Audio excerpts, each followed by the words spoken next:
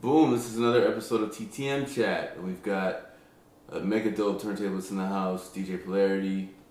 And here we are. Where are you from? From the Northeast Bronx, White Plains Road section, big up Parkside Projects. Alright. Dope, the birthplace, you know. Word, man. So how do you feel about the whole the birthplace controversy? Because, you know, a lot of people are saying Sedgewick this and Sedgewick that, but I'm hearing from there's something called, I don't know, you know Michael Wayne TV? Michael Wayne? He's got a really dope channel. Maybe I'll put a link to that, Michael Wayne TV. If there's something you want to put a link to, you can just say put a link to my homie's thing or your project. Michael Wayne TV, he's got this thing out of the Bronx where he's, interviewing people in the Bronx about the early days of hip hop and what they first remember. And it's looking like things started more so in Bronxdale before Sedgewick, before Hurricane, all that stuff. Right. That he's saying that Disco King Mario was even though they were kids, they had the b-boys and they were playing and breaks and stuff and people were dancing to it.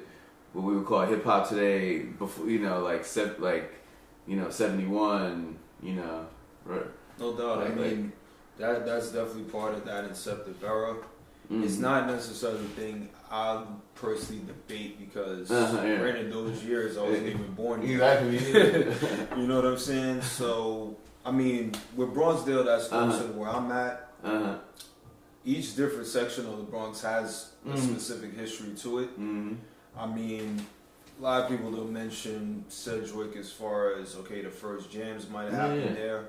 Yeah, and still, I know somehow, some way it branched off into different parts of the borough where everyone started throwing their own jams, bringing their sets out in parks, rec centers. We were just talking about the Bronx. Yeah, we were just mentioning the origins, what have you, Bronxdale versus Sedgewick.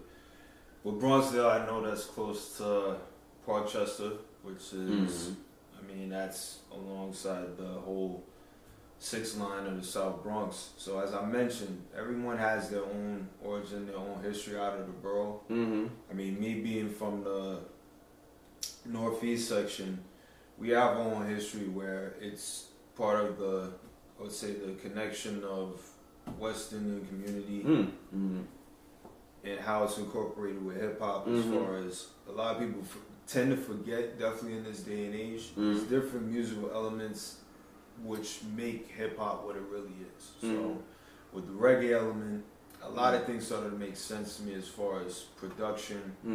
So you produce? You're a producer? Well, yes. As well? And just how rhythms are constructed, like how drum patterns are, bass lines. So what kind of beats do you make? Beat-wise, I just make what I feel, to be honest with you.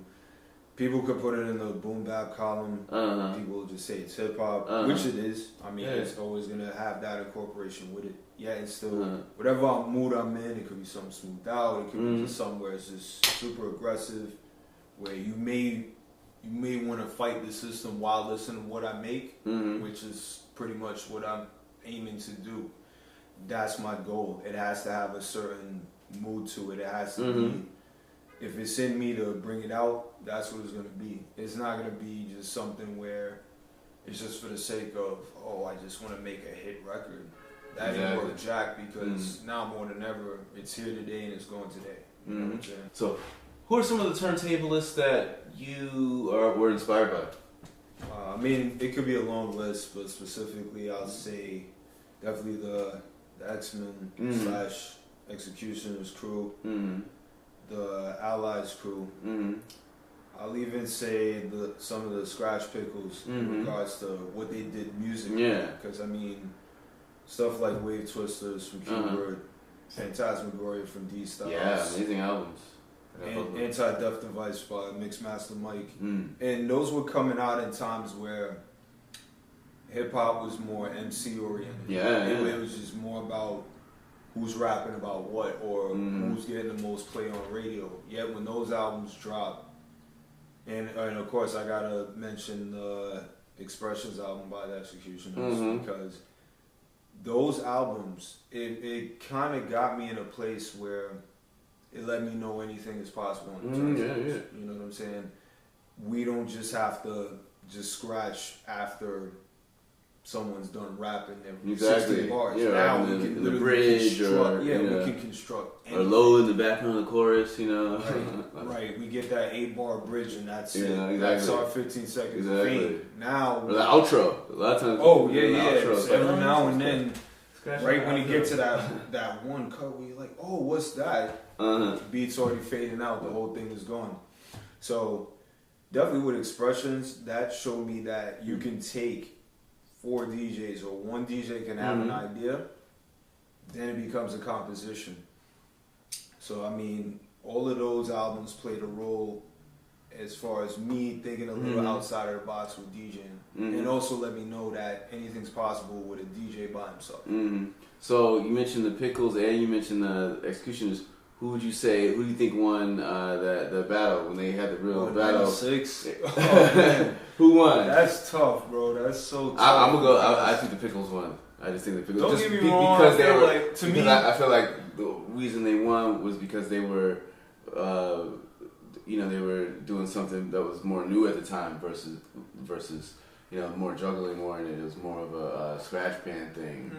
I think it was. I mean, it was new at the time because maybe what they were doing wasn't new for them. Yeah. Of course, kids out in the Bay, and they've been doing that for years. I think Shortcut was a little more complete in his presentation. I like the disses Mike had. Q stood out in the sense that he was cutting records that people knew, but he was doing it differently. Yeah. Yet, I mean, I'm gonna always be pro X-Men in the sense that what they did at the time, and even up to this day, I think a lot of DJs they couldn't open their mind up to what that was or what it still is. Because I mean, of course, shout out the cut technician DJ Steve D, because I mean he's the founding father of that, of course. So I mean, it's a thing where unless you're willing to go outside of the box, you're literally doing the same thing that's being done all over again. Exactly. So I just think that Rob, of course, my man GM Rock Raedawn, peace be upon him, Mr. Sinister, they had something totally different. What they did in that battle, I think a lot of DJs still couldn't figure out. If you go down the line with some of those routines, most DJs can't do that nowadays. You know, they'll just stick to either what they saw on YouTube, whatever they saw in somebody else's battle set. They'll take a small piece because they don't want to bite, of course. And then it's either the same old, or they'll just pick a record that nobody decided to cut. Which I think that's part of it. You have to have the digger mentality first. You have to be able to think to yourself, what is it that I can use that another DJ wouldn't? That should be a goal. You know what I'm saying? Exactly. So I think that era, it pushed a lot of DJs. It raised the bar in the sense that you have to do something different. We can't just take the everyday ultimate breaks and beats. We can't just necessarily just do a bunch of body tricks and just hope that the needle doesn't fall in a different spot. You know what I'm saying? So I'm gonna definitely go with the X-Men as far as that battle, because I mean they were already in it. They were already seasoned. They were already prepared. Literally, they knew what to do. Exactly. And that was just that era where I think any and every DJ that chose the battle, they had to go harder. They had to do something different just to win. Do you think it's easier now? Because we were talking about that another time. I was talking about that with John Swan, who was over here. John. Yeah, and we're talking about like, cause he was talking about how now you just can press the buttons, you don't have to worry about the skipping anymore. Back then that was a big thing. If you're doing your juggling routine, practicing, you're just praying that you don't skip. You know. Of course, I mean. And so you think it's easier now? Like, you think there should, because some people think there should be vinyl only battles. That the DMC should start being more vinyl only as the top battle. Like, I think so. Hey, vinyl only is the top battle. And then all these new things, other things you add, synthesizers, effects, you're having all types of other stuff, but like a classical. Definitely online too. Yeah. But yeah, I definitely think it needs to go back to vinyl. And I mean, you can tell any and every DJ is using relative mode all day. So when you got a 62 or you got an S9, that's the advantage. you have all these different effects perfectly on beat. You're like, look, it's all on beat. You want to push this on beat. There's no quantized too. Of course. You could damn near truncate your whole set. You could come up with different edits and all that. So I think it definitely needs to go back to vinyl because nothing's more pure than that when it comes to being on the set. I mean, if totally agree. You know that point in the record, the warmest part, you see where the Q burn is at. Exactly. And even that I kind of miss because you cut it broken so record many times. You cut it so many times. You know where it's at. You hear the sound. Yeah, you get everything verbatim, you know, and you know it's what you want. But at the same time, you know it's what you want to give the crowd. So, by all means, I think it definitely needs to go back to that. I think the last Supremacy, I don't even know if they're still doing it anymore. I know Supremacy, that's supposed to be all vinyl. Oh, okay. So, I mean, if they still got that in effect, I think so. I think it should be standard. So Supremacy is the top one? It should be more of an option rather than just, okay, now we're just Serato'd out all day. Because, I mean, anybody and everybody that...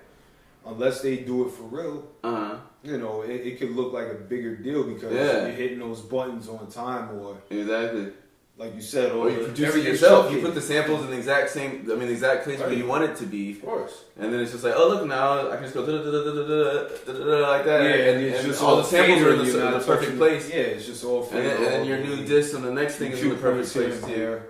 Yeah, we're keyboarding on our mixers now, so. By all means, it definitely needs to go back to vinyl. Not just in DMC, but any and every battle. I think it should be digging in the crates, finding those records the other DJ doesn't have, bring them out. Exactly. And what's also cool too is when people were like starting to, in the 90s, you know, just trying to beat other people, they started to bring out little things that they could connect to the needles, like with the rubber bands and or just hitting the tones or using feedback, looping it back himself and you know, just people were doing experimental things. Like remember, people were doing the feedback into the mixer, and then they would like it'll feed into go back into the mixer, the mids or something. They might like tweak the mids or maybe the lows, like a cutoff kind of resonance type of. They would start to wobble the feedback noise. Vegas prime cuts. Exactly, like there's so much unexplored still with just needle dropping still, and you know, Grand Wizard's techniques. All of that, you know, Grand Wizard Theodore stuff. Of course, people still aren't really needle dropping a lot. And I'm about to release a vinyl very soon, my first battle record, and it's gonna be a lot of skipless stuff for needle dropping, like you know. I gotta get 2 copies. No. That's gonna be 7-inch, little clear 7-inch. Right, gotta make sure I get 2 of those, man. But all that comes into play. You know what I'm saying? Because it's become so convenient, so compact, where I think a lot of people forget the fundamentals of it. And to me, that's always going to separate the men from the boys when it comes to DJing. You know what I'm saying? I mean, there's going to be times where you put a stack of records in front of a DJ, they may not even need a pair of headphones to cue it. They know where everything is at. But yet that needle dropping is so important, it's so intricate. Right, and putting the sticker there yourself and being like, look, the sticker's not working, I gotta just like push the sticker a little bit more so it gets in that perfect groove. That's part of the reason why I learned after a minute, just putting stickers on the groove, that can affect the record. That could be that little gray area between it's either going to fall on point or it's going to keep skipping. Because we've seen it before, time and time again. So sometimes that's why you may have to break out that little pastel crayon. You may have to have a paint marker. Because that could be what saves your set. Yeah, you're right. Just one little, just the humidity of the room can make the sticker just next thing curl up a little bit. Melting in the record. Exactly, like a little screw. Exactly. Definitely, man. It's like all another, it's almost like the same as amplified synthesizer stuff versus like a harpsichord or something that's just, bells hitting or something like that. Because vinyl is a really interesting thing, especially like, when people are also using, like drilling a hole in the vinyl so it wobbles a weird way and they put the tone on it and it's going like, drilling.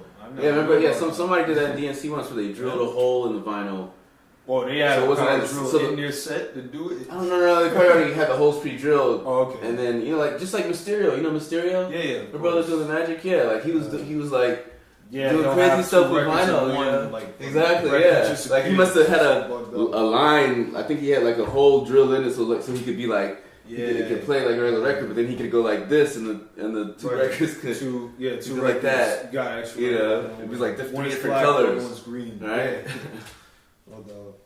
And that's a good topic too. Speaking of Mysterio, why do you think that you know, as this is like a Black American art form, but you know, as far as the turntables when it was invented, why do you think it's Black Americans are less interested in it? You know, percentage wise, it seems like back in the day, you know, it was you know, course. we were very active. Yeah, we were talking about I was telling John Swan that it seems like we're a minority. Like I see you at table turns. I see John Swan, and I'm like, hey, it's not we're the only brothers. Yeah, casting the whole city. Like, there's millions of people in New York. There's millions. Yeah, but you see, there's like 12 million tri-state area. Like, there's millions of people. Like, wow, we're the biggest melting pot in the planet. Yeah, exactly. When it comes to DJ, I mean, it's true, and I think this goes back to what we talked about a few moments ago with origins and so on, and also how hip hop made its turn. And I think it's less about the culture nowadays. For the fact that hip hop itself, it's so, I want to say, culturally influential. For the fact that for the people that love it, it brings so many different humans together. All the human families of this planet will come together just to see our favorite MCs, our favorite DJs. Exactly. Yet, amongst us, black men, we have this thing where somehow, some way, we're separating ourselves for all the wrong reasons. I don't think it's not enough about a just cause. I think the average black DJ in this era, and this is something more out of evaluation and observation, where they either want to capitalize, and it's just about, let me be in each and every spot that's going to give me the best money. Yeah. Or go to the right parties. Right. Versus, I'm doing this because I want to add on to the craft. I want to do something different and separate myself from the masses or the majority. So yeah, we were just talking about I mean, DJs man, and I think the average black DJ, they're not doing it enough from the art. I think they're too concerned with just monetary gain. They're too concerned about being the star, being the big deal. You have to be able to, like the name, you mean? Like focus more so the name than the skills. Be able to almost turn your head away from whoever's on the set. When you hear them on, you'll hear some authenticity with it. It's gonna come from the heart, or it's just gonna be, they're just playing whatever's out in the moment. You know, the flavor of the month records, and that's it. Yeah. Yet, the one that is confident enough to bring something to the table, the one that's doing and playing what the average DJ isn't, and also just showing how it's done overall. It's not enough about that. So when you bring those factors in, then and only then do you see a change in the demographic. Yet it's more about, as I mentioned before, separating yourself from the majority.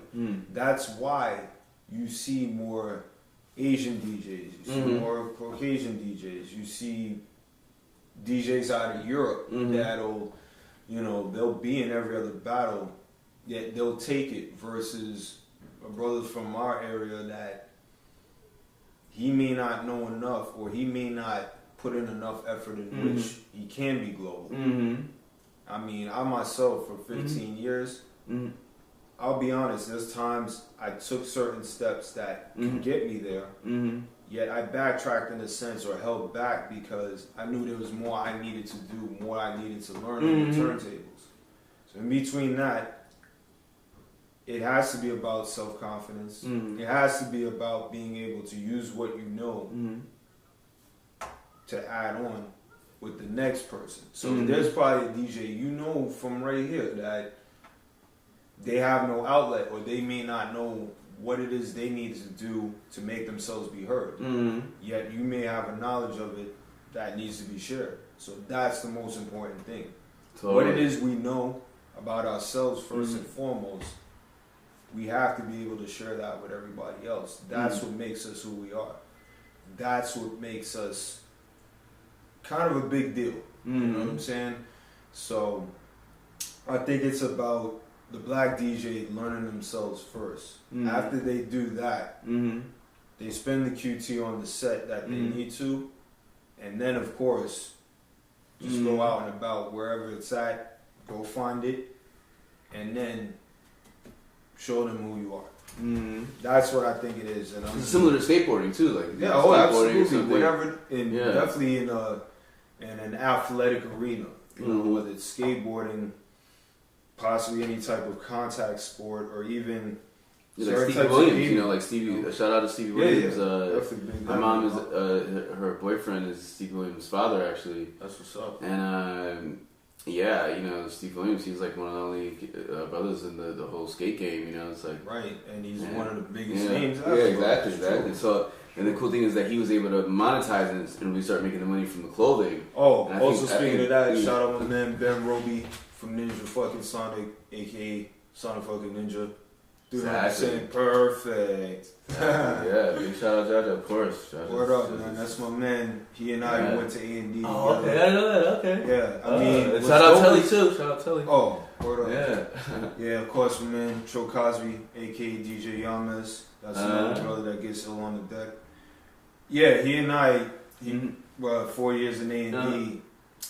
I knew him as a b-boy first. Oh, okay. A lot of people don't know, but man, used to get busy on the break tip, and then, you know, fast forward, Ninja Sonic, they out here, so definitely big you up. New York classic, active DJ too. Ninja Sonic's like the, it's like the, you know, it's like the Sex Pistols or something, you know, like for New York, you know, like as far as like rap and just the whole new real genre of rap that they, you know, subgenre of rap that they pioneered, you know. No doubt. I mean, they definitely part of that cloth where it got back to just back to basics, just having fun with it, and just putting on a dope stage show. So I got to see them open up for Large Professor, and Rock Marciano at Gramercy Theater a few years back. So just seeing them do that, I was just mega happy. You know what I'm saying? Just to see them take charge and make themselves known.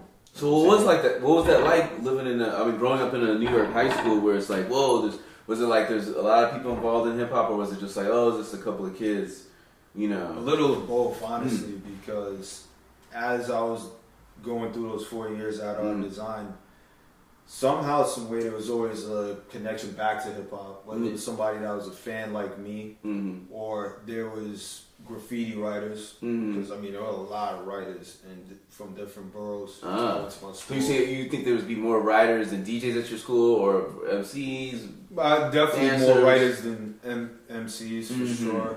As far as who the DJs were, I didn't probably connect with them until maybe 11th or 12th grade, or I would have random convos with a kid that I want to find out, like, oh, word, you DJ? And then they'll tell me like a story about a set that they did. Oh, wow, okay. And for me, it was just, if I wasn't in school, I'd probably be in the Beach Street Records in downtown Brooklyn. I'd be in Fat Beats in the West Village, be in Barbito's Footwork, just wherever I could find something.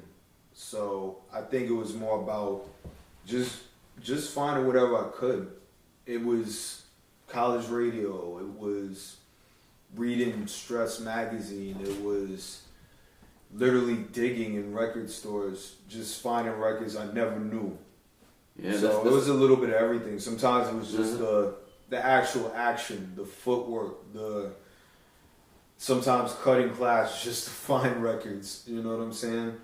Yet and still seeing breakers break in my school assembly, stuff like that. Like that, yeah. Yeah, I mean, it was just the life of it, the activity, the action. That's what played the biggest role for me. That played the biggest role because it mattered more once I was seeing those things take place. Did you ever do parties in high school, like proms or? Nah, I never got to do that. I saw one of the seniors rock out in the cafeteria. That was mostly where the school dances were. Andy has probably like the biggest cafeteria I've ever seen in the school for some reason.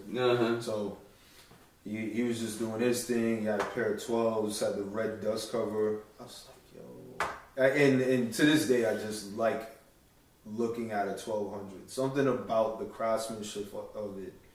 It's literally like how certain people. It's the best, yeah. Like some people will look at a car a certain way. They'll look at a motorcycle a certain way. They'll look at.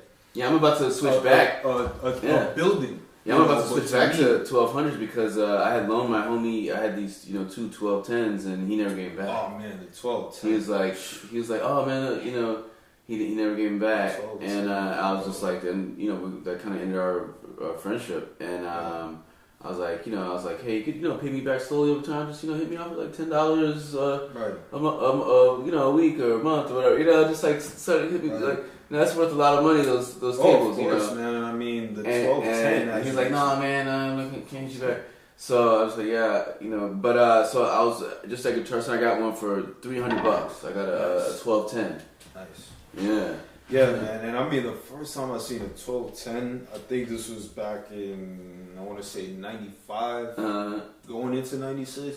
But the fact that I saw a black 1200. That just blew my mind. All right, the first time I see the gray ones. What? Like they got it in black now. That's like somebody jumping out the window over a pair of kicks that they see for the first time in an alternate color. It's like looking at maybe an Alex Ross comic book cover, Jim Lee. That's what the 1210 was to me the first time I saw it. And like I said, it's the craftsmanship, of course, the reliability of the turntable itself, the fact that it's damn near indestructible in the sense that it'll work forever. And it's interesting how sometimes the most popular companies don't end up being the most successful ones. Like Techniques, went under, and like Vestax and stuff like that. But with Techniques, I think that was more a surprise to me because so many different DJs buy 12s. All right. We use them. We trade them. Yeah, but what it probably was? It's probably more so maybe they had so many other wings because they were making Techniques like probably refrigerators or something. I don't know what they were making because I know in Japan they're making some other stuff. So maybe the whole wing of their company just, because it's through Panasonic. They got a little bit of everything going on through the Panasonic brand. A lot of people wouldn't consider, it's just a turntable. No one's really thinking about that. Who's buying a turntable nowadays? That's probably what they thought about. Right. And then that little moment in time when they made that CD deck that was supposed to look like a 1200 but didn't work like a 1200. Oh, I keep talking about those early ones. Because now they're supposed to make a new one. They got that new one. But they had those old ones back in the day. Like the New Mark had one, like a vinyl. You talking about like that? Where it's like you put in the CD, it looks like a vinyl record. I forgot the one that. And then there was that gray one. There was that gray one that was the Techniques. Yeah, the Techniques had it. Was literally the Techniques. That was dope. I mean, it looked cool. It looked cool, but But the workability about it was kind of I mean, I think because you couldn't see a thing. Because I only like those things when you can really see like the CDJs when they added that technology, when you can actually see the cue point, and so then it's more like real. Like, I'm rewinding it 3 times. Of course, I can see it versus just like, how do you know where you rewinded it if you're just looking at the numbers? Because I mean, a lot more of the CD decks that Pioneer's making nowadays is more along that line where you hit more buttons and what have you. And I mean, it is more of a surprise now that you bring it up that Techniques didn't do that where we could literally market where we need to have it. You know what I'm saying? That would have been the move, personally. And also just switch up the jogwheel a little bit where I seen where they were going with it where you've seen it revolve in real time. Yet the platter itself, it didn't have that real direct drive capability. Because if they would have had it more like that, they would have made their sales. Exactly, where it actually has the same torque. It was like, boom. Right. You're right. Yeah, it would have been the same thing. Yeah. Nothing happens. Your backspin is right where you need it to be. Exactly. I don't even know. And on that note, we've talked about before about the future of DJ controllers, and it seems like there's a big DIY movement too, which could have added to that. The demise of all these things. People are trying to customize stuff and just buy used stuff or improve stuff. Right. some people are saying that in the future, we might be able to just, print all this stuff out. We're printing mixers, just like how skateboarders, make their own boards. DJs will be able to, just be able to 3D print stuff. 'Cause, they got the 3D printers that can print electronics now, but obviously they can't print a fader with a really nice curve. It can just do simple electronics, like a simple plastic shell and simple copper or whatever metal that it uses pieces to make the whole mixer. So you could print out your own mixer now, but obviously it's going to be a whack mixer, not good for turntablists. But it's really interesting too because there's a new thing that just came out. They figured out they have this plastic thing that's supposedly all plastic, and it can connect to Wi-Fi and interact with Wi-Fi just using plastic. And it was like a big dial, and so maybe it was like a turn down the volume dial or something like that. But it was plastic. It wasn't like, and I don't know how it works, but it interacts with Wi-Fi just using. I'm like, does it have a battery? I got to read the article, but I saw the headline. You gotta show me. And it's just like, they have some new technology where they can, plastic that can interact with Wi-Fi. It's like, what? Because I'm like, maybe these faders are going to be plastic in the future, or because it's like. Well, I think so. I mean, that's kind of what you get with a Newmark mixer. Yeah, right. 1050s. Exactly. Like a really bad mixer. It might as well be 3D printed. I mean, some of what you mentioned, I can see that logically with a turntable rather than a mixer because some of your portable faders, that's probably around that. You use those? Are you a part of the portabless movement? I love it, man, because it's cool. I mean, it's cool. It's light. It's compact. You can literally do it with anything, anywhere. I mean, I've done. Do you have a portable setup with you? No, not right now. Okay, yeah. That would be just records. But the dope part about it is you could be with a live drummer, a full band. Exactly. You have somebody that has an MPC, any type of gear to make a beat. They have an SP404, anything else in between, and you can incorporate it with that. I mean, of course, it's a multi-purpose turntable, so if you might have a record you want to sample, hook it up into something, then of course you hear something in the record and be like, oh, maybe I could cut that up. Boom, it's right there. You know what I'm saying? You're doing anything and everything in real time, any way you want. I mean, that's the beauty of a portable turntable.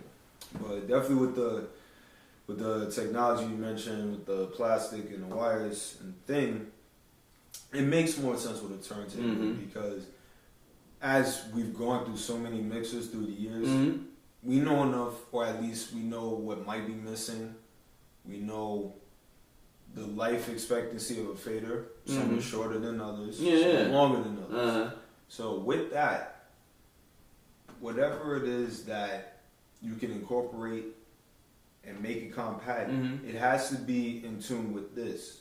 The mind of the DJ. If it's not in tune with that, there's always going to be something missing. There's always going to be, I mean, for lack of a better term, something wrong. There's always going to be that weakness to it.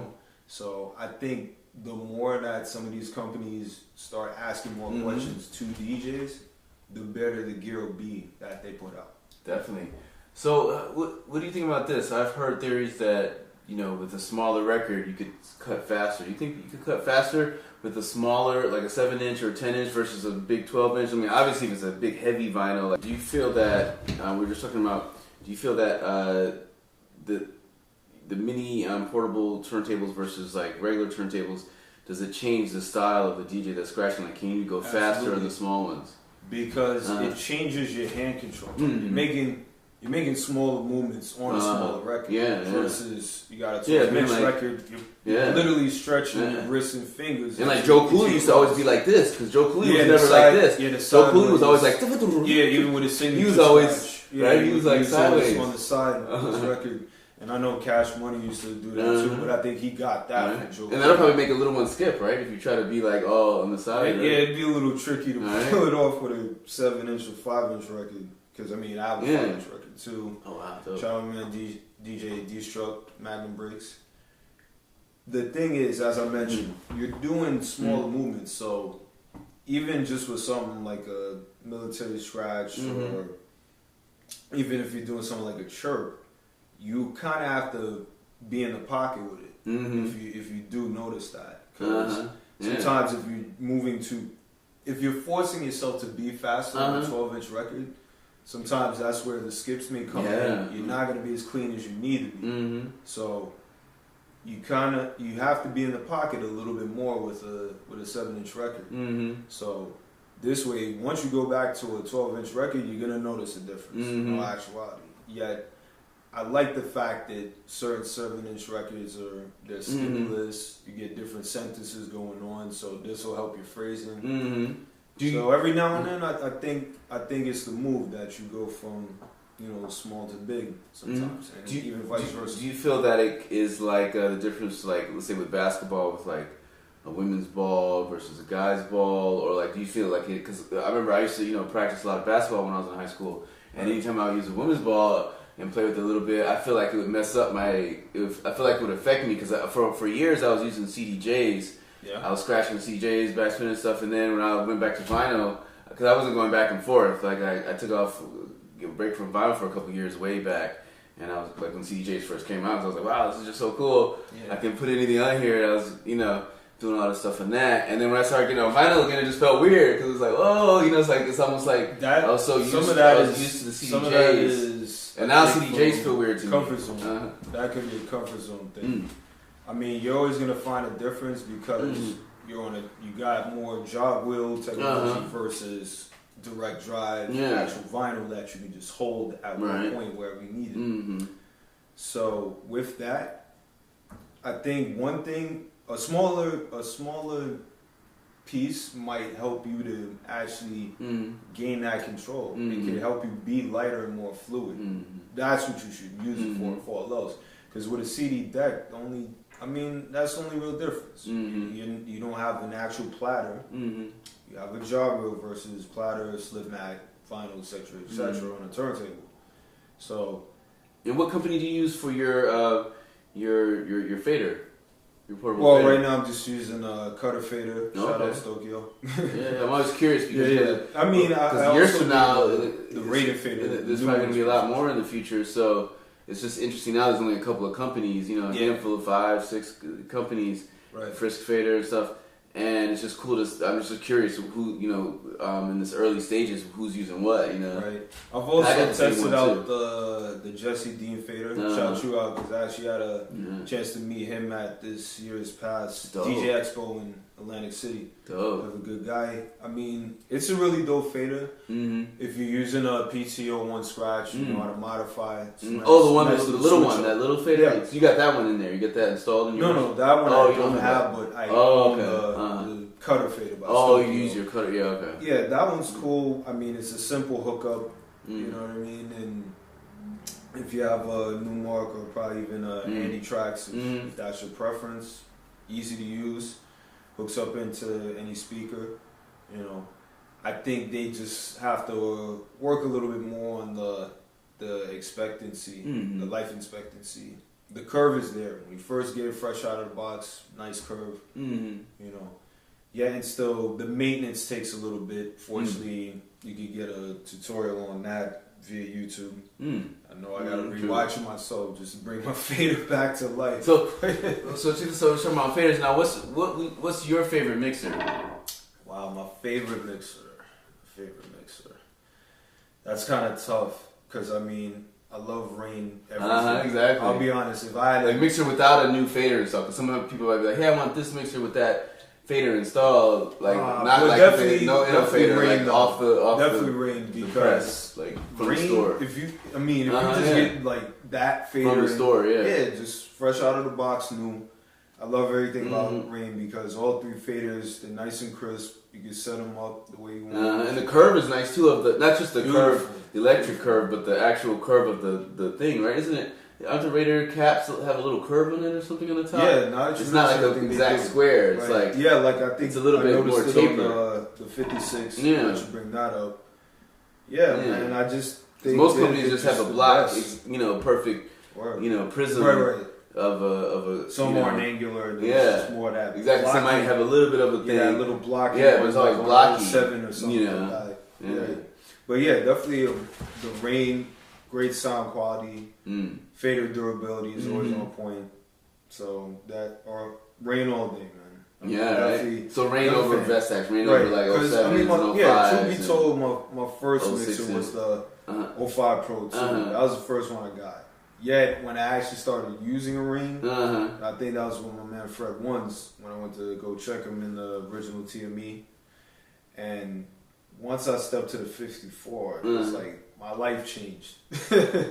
I was just, and this was me just freestyling certain scratches or whatever. Right, sharper, right? It's sharper. I would just mess around with crabbing, and then I'm just like, man, this thing. You can actually hear it on that more than the other ones, right? Right, certain Vestax. Yeah, every other mixer you might use that's broken in, or you know it needs to be replaced. If you hear the bleed, it's like too blatant. It's just like, dang. Only if this was a 54 or 56 right now. Like, you feeling disappointed even though it's not your mixer. But definitely with Rain, I mean, all day, man, it's a great mixer. Great brand of mixer. I mean, definitely. I'd trade in any mixer for that. Yeah. You know? And what about their new ones? Like, how, you like the, because, Cuba was supposed to be coming out with that Intel thing. Right. Where they they had a computer inside the mixer. But then Rain kind of came out with the face, with the 72, right? Face on it, like an interface. Like a touch screen kind of. Which makes sense. I mean, you just put an iPhone into a. I mean, that's dope if you could do that and just rock out with your phone playlist and your decks. I mean, that's definitely wavy. But I think nothing's gonna beat the actual feel of a mixer that you can use both analog and digital. So to me, that's why I'm gonna always be a fan of something like the 57, 62, where I can literally have any of my bags of records, rock out with it.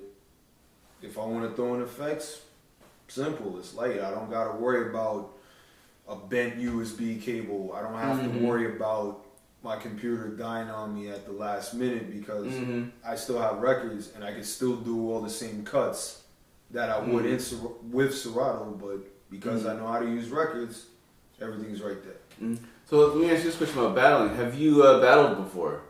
Yes, I have. Okay, what battles? First battle I did was in 03, if I'm not mistaken. That was a DMC regional. Okay. And this is when we still had the Virgin Megastore on Union Square. Yeah. I could tell anybody off the rip, I was awful in that battle. I was bad. I was just not ready. I was totally unprepared. I didn't know how to build my routines properly.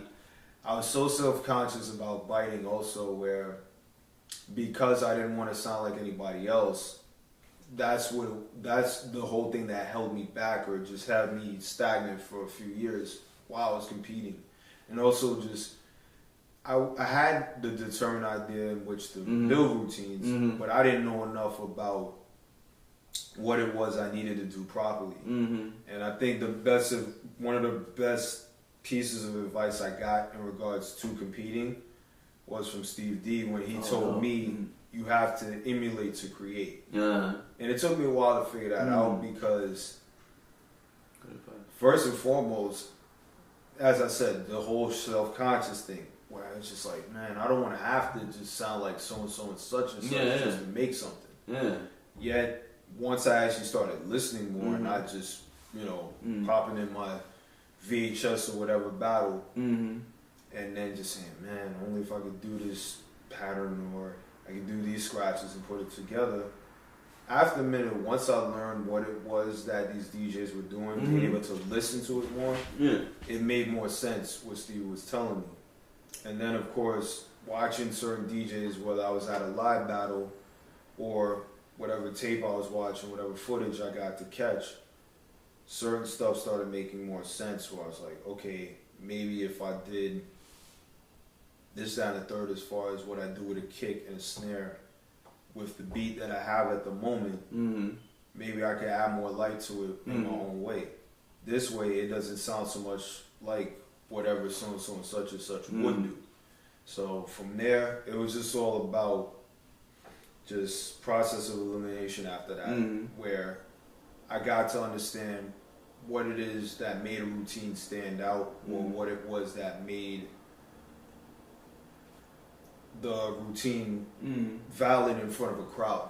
To me, I think that's the most important thing. Your routine has to make sense in front of an audience. If you're doing too much, if you're working too hard to just be fast or look like you're being really fast, then it's not going to translate in front of a crowd. So I think that's definitely what's missing in this era too. Yeah. So how do you feel about, like, where do you see yourself as far as battling more so in the future? Like I asked this last time with John, scratching battles versus like routine battles, like juggling based battles versus, scratch based battles. Okay, because the movements are kind of splitting in a way. Yeah, we're kind of getting back to that things, and there's a lot of we're kind of in that. Like the portable movement is just all scratch kind of. Right. I mean, now it's kind of what it was with ITF back in '96, where, as you mentioned, there's that separation between, okay, we have our routines with juggles, but we also have the whole scratch section. Exactly. We want to bring out more technical stuff, or we want to see more advanced styles. I'm not biased, to be honest with you, because I like seeing a little bit of both. Yeah. You know what I mean? I like hearing a little bit of both. To me, it has. Do you think DMC should have more? Because I think that DMC should. Cause I feel like people don't scratch enough in DMC. Like, because I love DMC, but when I see the battles, I'm like, hey, I wish. Because last time I see people like, oh, they throw an orbit, and they scratch. Like, scratching is always like 10% of the set or something, you know? Yeah. Versus, like, I would like to see scratching to be like at least 30% of the set or something, you know? To me, I like. Be like, see, 60. Of course. Yeah, I mean, it's like juggling, Yeah, I mean, the routines very small amount. Yeah, the routines are always going to be the core, no matter what, whether it's a juggle or it's a scratch routine. The presentation is always going to be the core. What it is you have, it has to make sense in front of the crowd. Me personally, the scratching should complement what you're doing routine wise. Whatever beat that you're on, whatever tempo it's at, you have to make them make sense. You have to be able to put them together the right way. If I'm gonna go from some stabs double time, I should be able to go into maybe some chirps and transforms at the same style, but it has to flow. Where even if no one's looking at me, I can at least execute those in time where I'm not losing you. So exactly. I think there's not enough emphasis on just fundamentals. I think too many DJs, they'll come up with a scratch routine, or they'll add certain scratches where it just doesn't connect. They're not speaking enough with their hands. So that's more the reason I mentioned it has to complement your set. So whether you want to start with it or you want to end with it, it has to be all about the placement of the scratches. It has to be about what it is I'm doing, how I'm doing it. Because it's not what you do, it's how you do it. Execution is key, man. If you're not enough about that, it's going to show in a wrong way. Like, you're going to lose your crowd. Those points that you could get from the judges, it has to translate with your execution. And how do you feel about judging? Do you feel that, like, judging, because I personally feel that judging should be more standardized, where it's like, if turntables could get together and have like some type of, like how b-boys seem very, very organized. Like, if you look at the b-boy battles around the world, they have these crazy organized b-boy battles, and winners get all this money and all that type of stuff. I feel like turntablism could be a lot more organized than the b-boy stuff. But one of the reasons that might be happening is because with the b-boys, they don't have $1 million companies really involved in their industry. Like, maybe Nike's giving them clothes or something, but it's not like they have all these corporations that are kind of running all the battles. So, like, for us, it's the sponsors are usually gear companies. Exactly. And so I started a union called the United Turntablists Guild, and we've been pushing to bring turntablists together to demand pay for battles. Like, imagine if all the top turntablists came together. Or just all the battle, a large majority of battling DJs came together. We're just somewhat spectacular, all these New York heads, and being like, hey, we have to have, the winner has to have money for us to, do DMC. I honestly think it needs to go back to that, because the fact that it's all this time in preparation that we put into competition in itself. We want to bring our A game every time we're on a set. Yeah, back in 2001, my man Boogie Blind took it. He became world champion. As I know, because I mean I watched the battle enough times. He got some G money off that, couple thou, some Vestax gear. You know, that's great. And I'm you know, like, that's really good. I mean, that's kind of why you want to do it, because in addition to getting free gear, why not get compensated? Exactly. Why not show your worth? You know what I'm saying? Because I mean, all these different DJs that battled in the '90s, they were walking away with dough. They got dough. So why shouldn't any DJ in this era? Why shouldn't they get that? Because I mean, I'm not even sure if there's any cash prize involved with Red Bull 3 style. Right. I think that's one of the more. I think it's a legit battle. Don't get me wrong. Yeah. I mean, I definitely enjoy what the DJs have been bringing out to that. Yet I think there should be money involved with that. Exactly. What about the Diplo A-Track battle? Is that the Gold Awards? Right? They give money? I don't think they give. I was about to bring it up. Yeah, I bring that into question. A-Track. I don't know if you'll ever see this, but I think you should definitely be involved in some bag in that. Some DJ should get some chicken as a Gold Award champion. So speaking of, before the end of the year, I'll make a pre-announcement. We're still doing the TTM. This is kind of a grant battle. It's going to be an online battle, and this is $500. I'm putting $500 of my own money to the DJ that can have the most styles. Whoever can drop the most styles. This is just a scratch battle. You have like 7 minutes to drop the most styles. So if somebody can do 15 different techniques, another person can do 10, then the person that does 15 wins.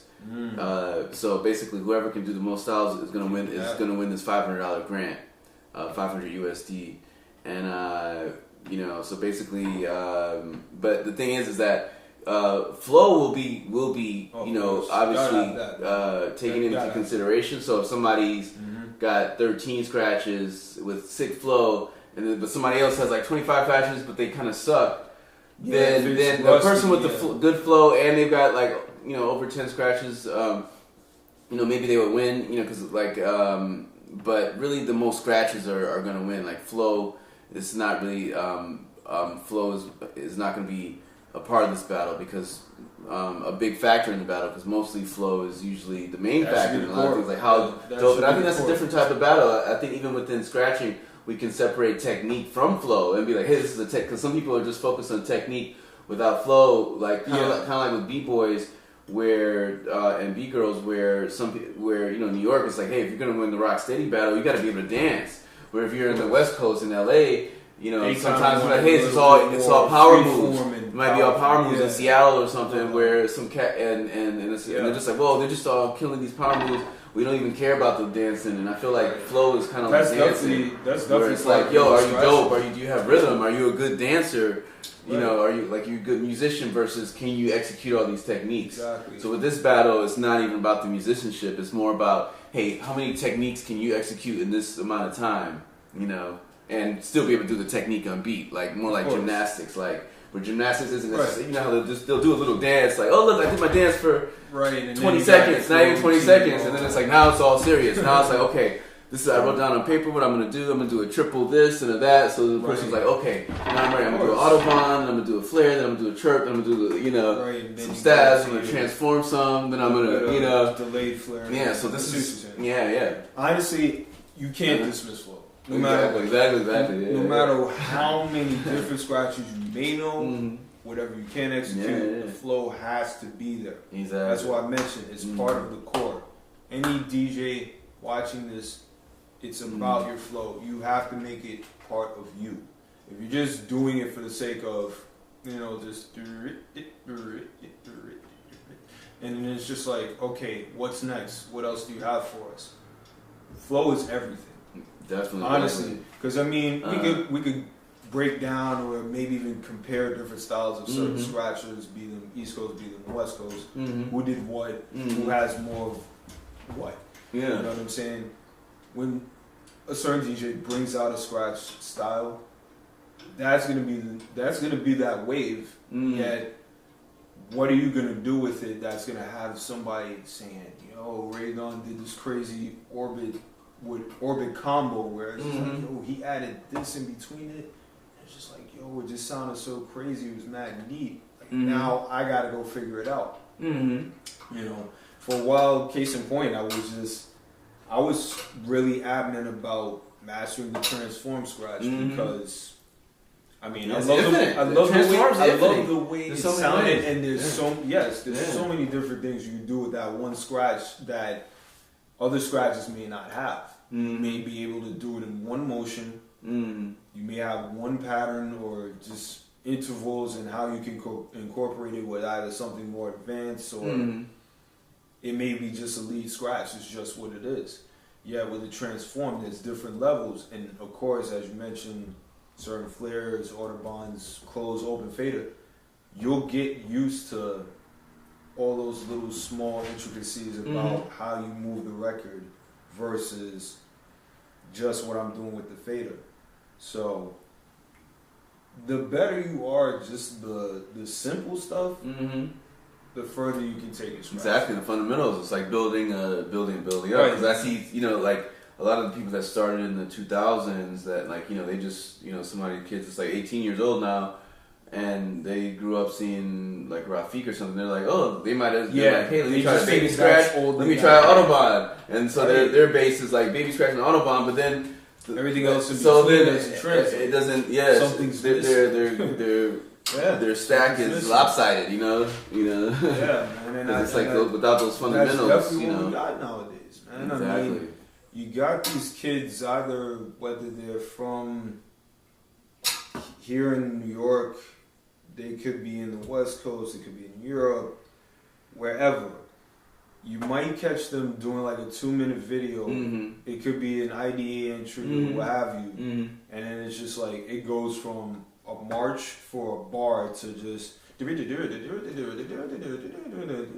it's just like okay. Exactly, like they learn how to do an orbit and that's all they do. Just like, what did you just say? What just happened here? You're just stuck. You hear it, it may sound cool because his hands are moving super fast. Kind of like the 90s when the crab came out and everybody everybody's doing the crab. It was just all crabs and then people were like, no, stop the crab, stop.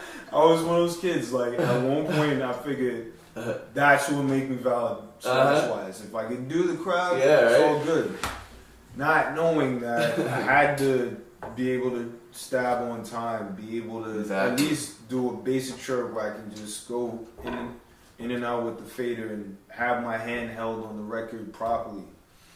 To, okay, now we're doing 1-click flares. Now we're doing 2-click variations. Now we're doing chirp flare combos.